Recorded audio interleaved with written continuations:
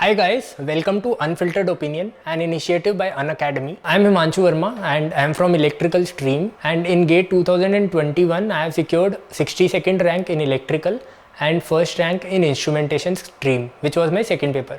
Today I'll be answering some frequently asked questions asked by aspirants. So I'll try to answer them one by one.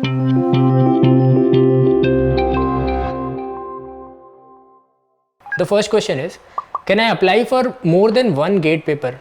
I have done it this year, it's allowed. From 2021 it's allowed, and I think it will continue.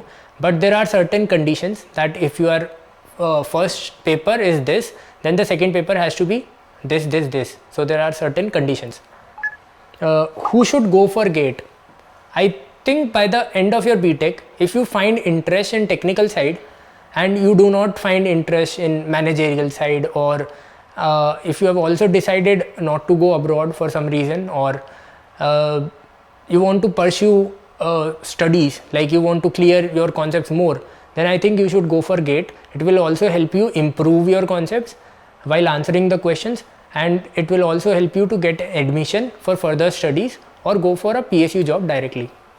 The next question is, how many times can I appear for GATE? Is there an age limit? So there is no limit on number of attempts or age for GATE examination, but depending on your age, PSUs might put conditions for recruitment. So for that you have to go through the detailed notification. How different is it to prepare for GATE or ESE? Can we prepare for both together? So I have prepared for both GATE and ESE together. It's possible, but a word of caution that if you are preparing for both the exams, it might take you more time than to prepare for GATE alone, because ESE syllabus is vast compared to GATE syllabus.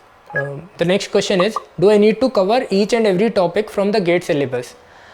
I think you can skip some topics, but also you should not be focusing on those topics which you have skipped.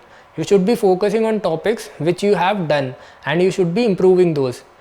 But I would also like to say that do not skip complete subjects. Always try to cover whatever part you can cover, and that should do for GATE examination. Around, if you can do 80 to 90% syllabus, you will be good enough. The next question is the GATE syllabus static? GATE syllabus is more or less static, but after every 2 to 3 years there are certain changes in the examination which you can go through the detailed notification. What was your daily schedule while preparing for GATE? So when I just started, I used to go to the coaching, make notes, get back home, and sometimes read the notes daily, and not daily, sometimes whenever I had enough time, and also practice some questions if possible. But as the time got nearer to the exam, the schedule of the classes did not permit to do all of this, so I had to just stick to making notes and then maybe reading them. And when I was preparing full time, then I used to study for around 8 to 10 hours a day, but there was no fixed time for every day as such. I used to rely more upon having targets daily rather than having the number of hours, so I think that works better. The next question is, what's the toughest stage in GATE and why? So I think the toughest stage is firstly, it's when the paper gets nearer. So you might not have covered the syllabus, or you might not be able to solve the questions, or you might not be getting good ranks in the test series. So you feel like quitting just before giving the exam. Some people don't even appear for the exam with full efforts. So I think you should take care of that time. It happens with everyone, and you should be prepared for it, and you should know how to deal with it. And secondly, if for some reason your attempt doesn't go as desired, then you have to make a decision to either attempt again by taking a drop. So that's also a tough decision. The next question is, how is the interview process for PSUs, technical or personality test? So after getting a good rank in GATE, you start getting call for GD and interview for various PSUs, and generally for most PSUs it's more of technical, and that too the practical aspects, but some PSUs also ask you some current affairs, so you need not prepare a lot of that, but you should be aware about your surroundings. The next question is, are there any hacks to clear the GATE? I don't think there are any hacks, You just have to be patient and perseverant. How many mocks should I write? So I think you should have a balance. You should not write too many mocks, because that will take away your time for revision and reading short notes, your main notes, etc. So you should focus on giving mocks, and you should give limited number of mocks, but you should make a note out of the mistakes. So you should be looking at your answers, your performance in the mock, in each question, and you should be going through the video solutions if available. And I think that will take a lot of time. That will not permit you to take a lot of mock tests, but whatever amount of mock tests you appear for, do them properly.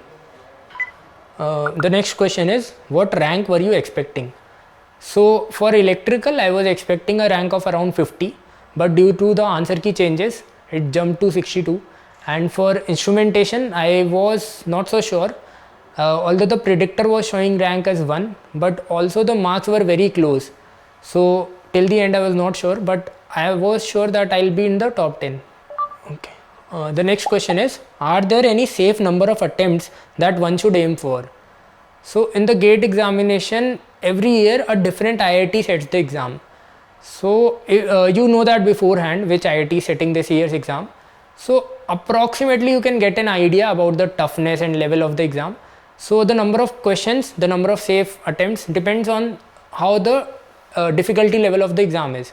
So in 2019, the exam was slightly on the easier side, but I had misjudged the number of attempts I should be taking, and after doing that number of attempts, I was relaxed in the examination hall itself, and that made a bad impact on my marks and rank. The next question is, what are some biggest myths about GATE? I think people have two big myths, that first, you need to be extra intelligent, and second, you need to be extra hardworking. I would say you need a mix of both, and you don't need to be extra or gifted for clearing the exam with a good rank. So I think you need to, like hard work you can always work on, but you need to do it for a long time, and you need to be patient. The next question is it worth cracking GATE? So I had this question during my preparation time in mind, and I think after clearing the GATE, looking at the kind of opportunities I'm getting and the options I'm getting, I think it was worth it. Can an average student crack GATE? I think I've answered this. So yes, you can. You need to, first of all, you need to see where your weakness is and where your strength is, and if you can compensate for a weakness through your strengths. So if suppose you are conceptually slightly on the weaker side, then you should be focusing more on reading through different sources, whatever suits you best. And if you are maybe like less on the number of questions that you have solved or the practice you have done, then you should be focusing on that. So it depends on you, but I think after following this procedure of getting better concepts and practice, I think you will start feeling less of an average student and more of an above average student, which is enough to crack GATE. The next question is, how much rank is required to get admission in old IITs and PSUs? So for PSUs, they consider your rank, and for IITs, they consider your score. So score is more or less dependent on the difficulty level of the exam as well. So I think for getting a good rank, good IIT with a good branch, you should be getting at least 850 plus score, and for rank to get good PSUs, I think you should be aiming for at least 50 rank to be on the safer side. The next question is, what are the exams similar to GATE? So a lot of PSU exams have questions lifted from GATE itself. So if you have been practicing those questions, you can just tick them away. They don't even change the values sometimes. So some exams are very similar to GATE, although some PSU exams they'll add current affairs or some language. So for that you need to prepare, but it's not that tough, you can do it. And some people also prefer to prepare for engineering services, since more or less the more weightage in engineering services is for technical aspects, the electrical engineering in my case. So while preparing for GATE, you will improve upon that, and for engineering services you will have a good enough preparation, except for the GS part which you need to prepare separately. The next question is, how do I know if I am completely prepared for the exam? So I think if you have covered around 70 to 80% of the syllabus, and 80 to 90% to be on the safer side, and you are able to solve questions in the mock test in the given time frame without making less errors and avoiding silly mistakes, I think you are prepared for the exam.